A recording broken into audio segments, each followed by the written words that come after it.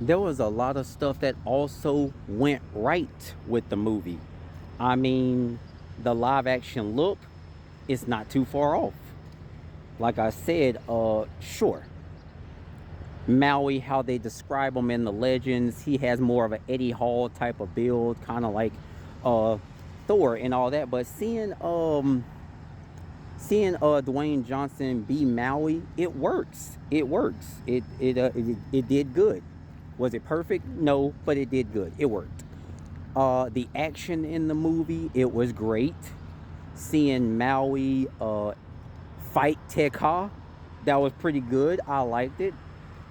Seeing him do a song and dance and interact with Moana, they both did their job pretty well. The grandmother in the movie, she did her job phenomenal. I never thought I was going to think about my own grandma who has passed away now, but seeing her pass away too, it made me think about it a little bit. The grandma speaking life into Moana, and in turn Moana learning those lessons and speaking life into Maui, that worked out very well. So the lessons and the understanding of family, that went great. Seeing the Rock sing You're Welcome, the song and dance from Rock, that was perfect. uh the look of the creatures they had to overcome, like the coconut creatures and the giant crab, Ted Ka, seeing Tafiti herself. Tafiti looks beautiful. She was great. Ted Ka, a little intimidating for a kids movie. It worked out. It worked out. Uh, the tattoos that interact with Maui while he's talking, that was good. That was good too. The pacing of the movie, it was a little bit rushed, but it's hard to do what the animated movie does. But that doesn't really affect me too much. Now, the thing that I liked most, because like I said before, the my brother from Impound, who created the Impound verse, he said that seeing Spider-Man fight the Hulk, that was going to be his moment of the summer. But my moment of the summer is seeing The Rock sing You're Welcome. That was my moment, and I loved it. I loved it, loved it, loved it. But going into the movie and actually seeing it, my favorite part is seeing the Hawaiian culture. Going out of that movie, my favorite part of the movie is seeing the Hawaiian culture. That's what worked most for me. Now, I'm not okay. I'm about to be 35 on July 16. So I'm 35, so I understand the importance of showing off culture. And I loved seeing that. They felt as though they were a little bit unapologetic about it. They were going to show off their culture, how it was, and like it or not, this is who we are. And I like that. I liked it.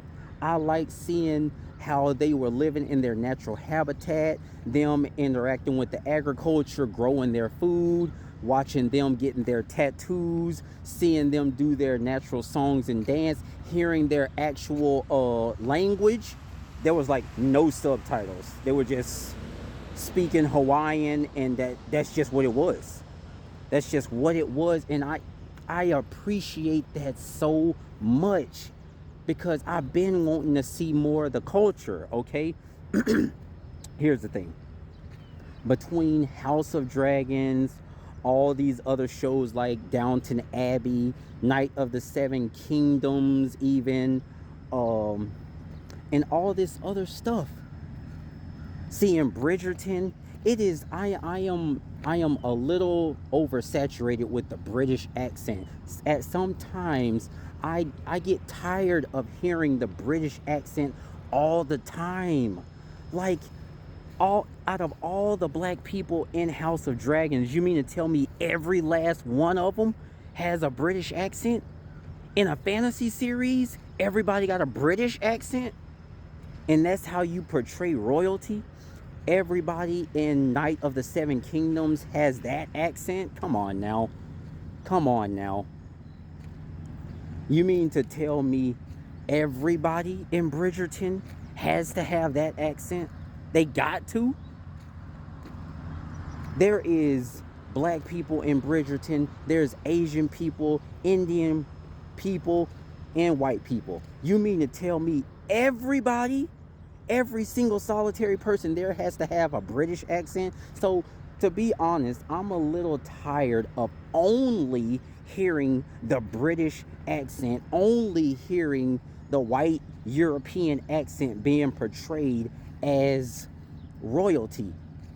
Can we move beyond that? It's like their brains and their imaginations cannot stretch beyond the European centric British accent. And it's so freaking tiring after a while.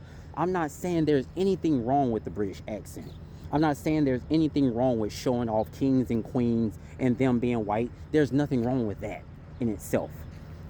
What I'm saying is portraying white, British, European centric people as the only people that can possibly be royalty, and that's the only thing your imagination can come up with, the British accent, white people as royalty, that's the only thing you can come up with. That's a little tiring. There's no representation in that. So when you see stuff like Maya and the Three, and you see Mayan and Aztec culture being represented, you see stuff like Apocalypto, when you see stuff like Black Panther, and you see their culture being represented, that's a breath of fresh air. It's a change, okay? Recognize that there are other things besides kings and queens. There is other royalty besides white royalty, besides European-centric royalty. And seeing a different culture being represented, the Hawaiian culture, it was a dang beautiful thing to see.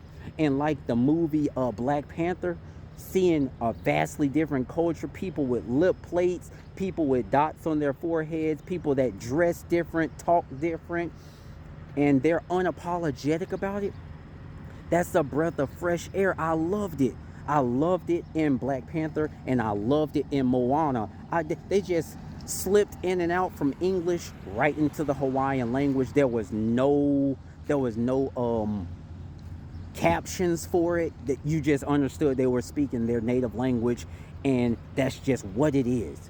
You're seeing their natural habitat, you're seeing their culture, and I love that most about the movie.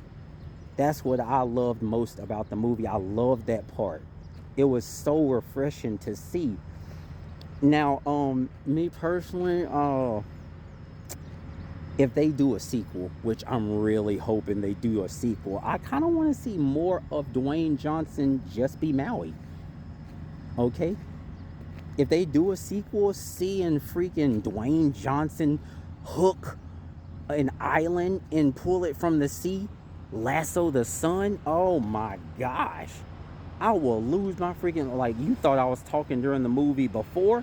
Everybody was talking. Everybody was talking. The movie was exciting, okay? Everybody was talking. They were. Everybody was talking.